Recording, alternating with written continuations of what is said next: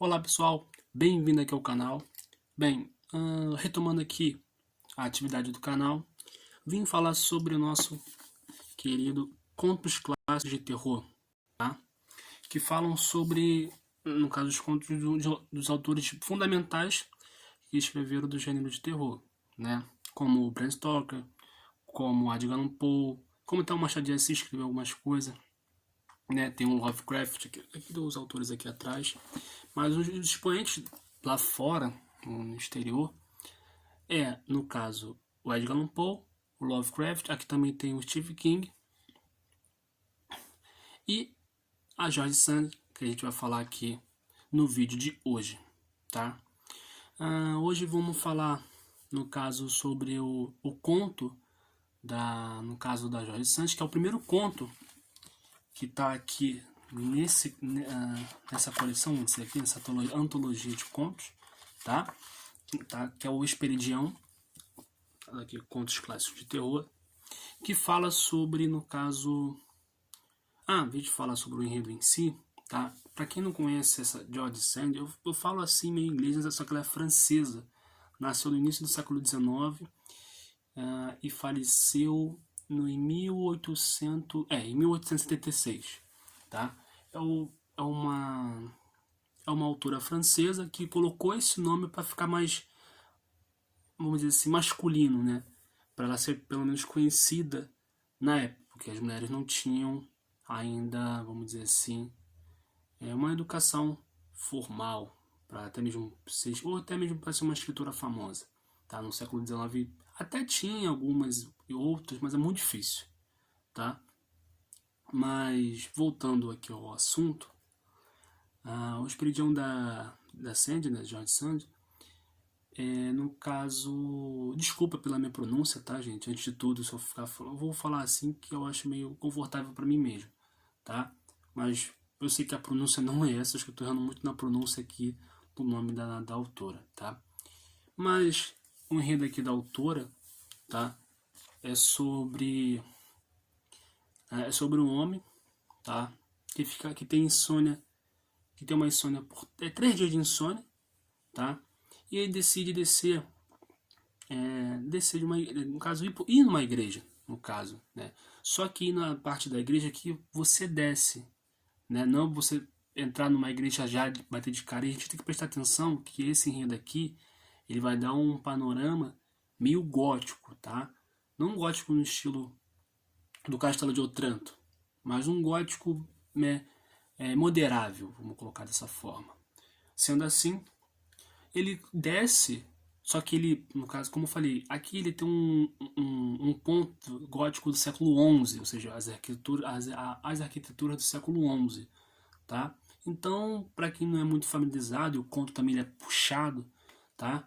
Você não, assim, você tem que prestar bastante atenção para você não se perder na história, porque ele é puxado pela arquitetura, tá? Ele vai dar nomes de arquitetura como se fosse um castelo, tá? Aquelas igrejas bem medieval do século XI, tá?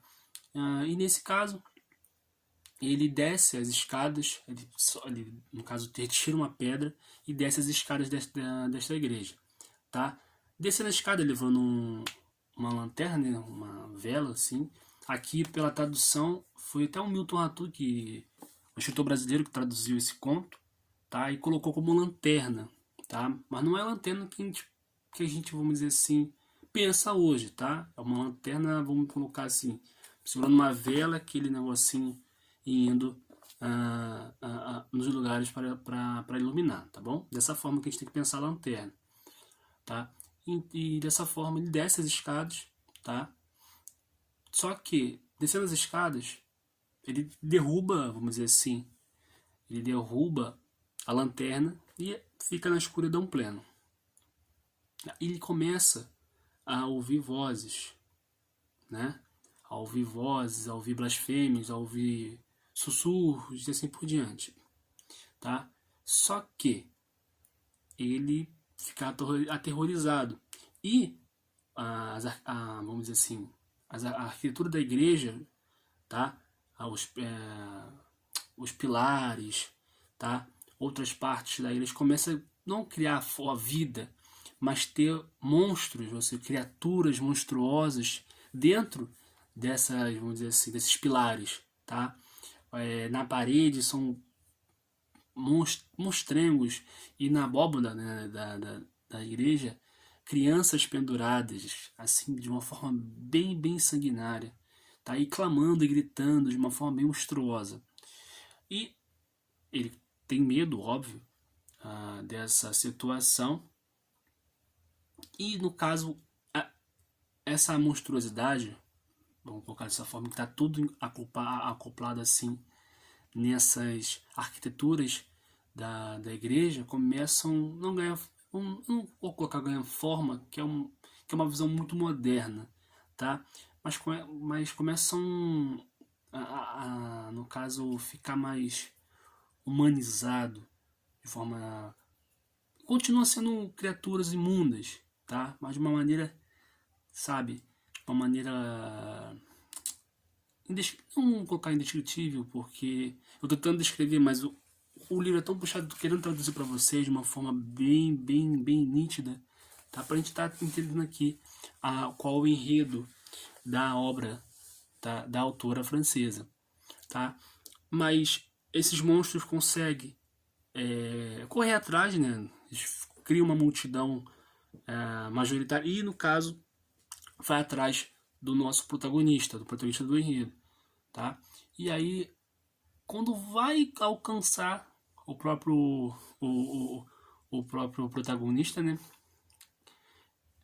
Do nada, de repente, bate um vento e que os monstros são levados, tá? E ele, já ligeiro, ele sai correndo e se esconde numa parte da igreja, tá?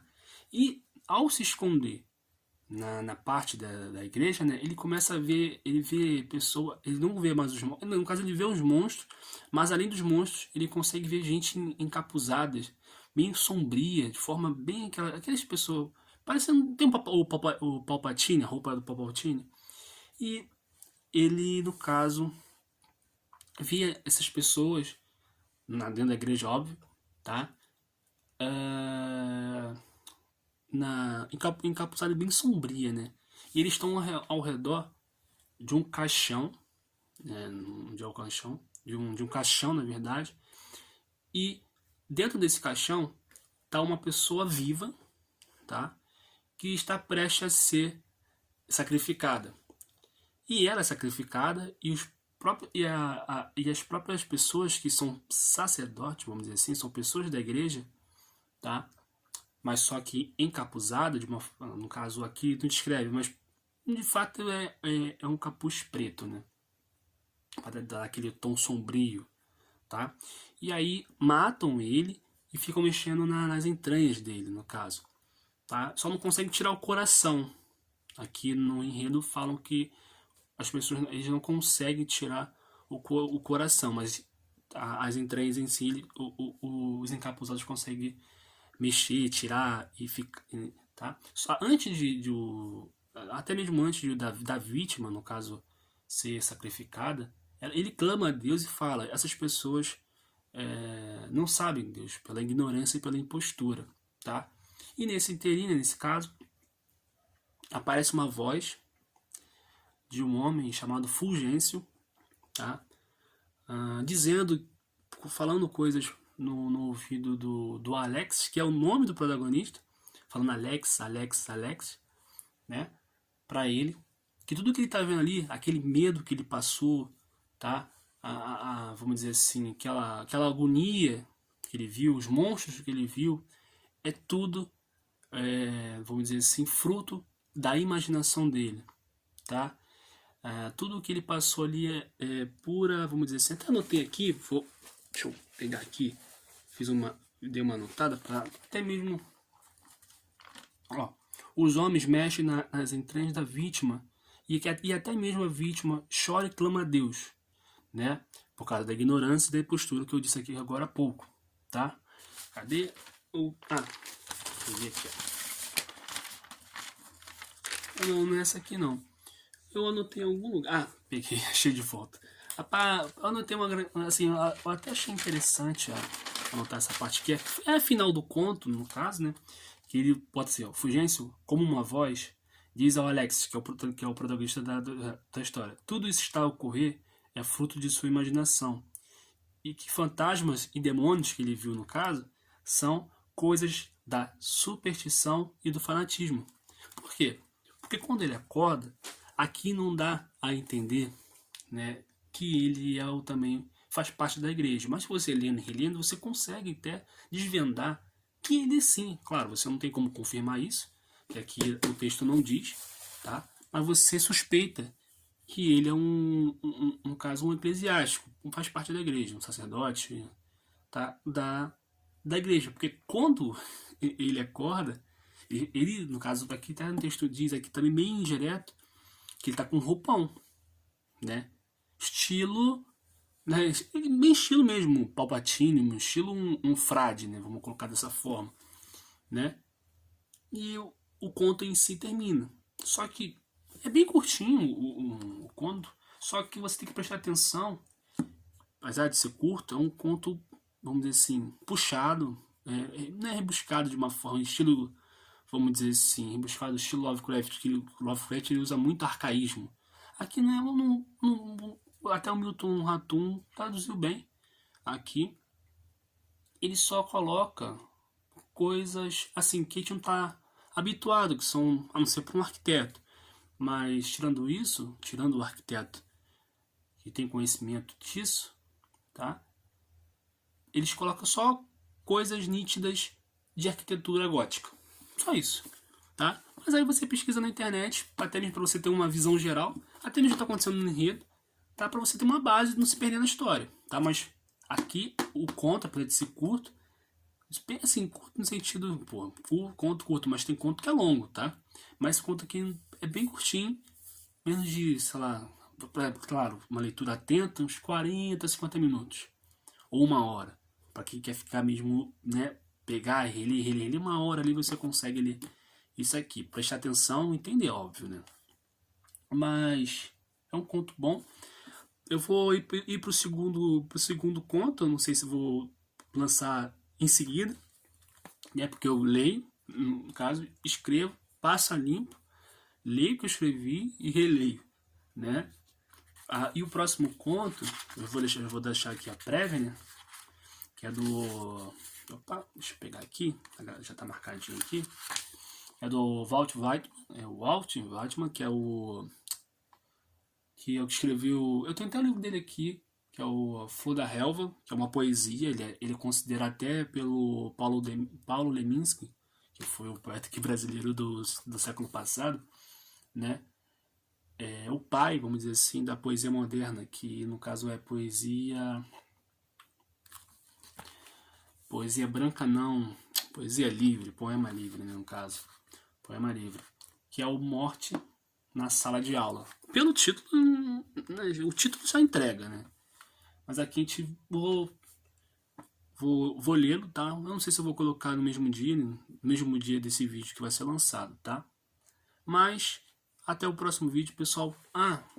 Ademais, clica aqui no gostei, tá? Se você gostou do vídeo, comente aqui no canal, tá? Também dá sugestões, tá, gente? De livro, tá? E também até mesmo para a gente ter uma comunicação entre o público e o criador de conteúdo, né? No caso, criador de conteúdo. E nesse caso, tá?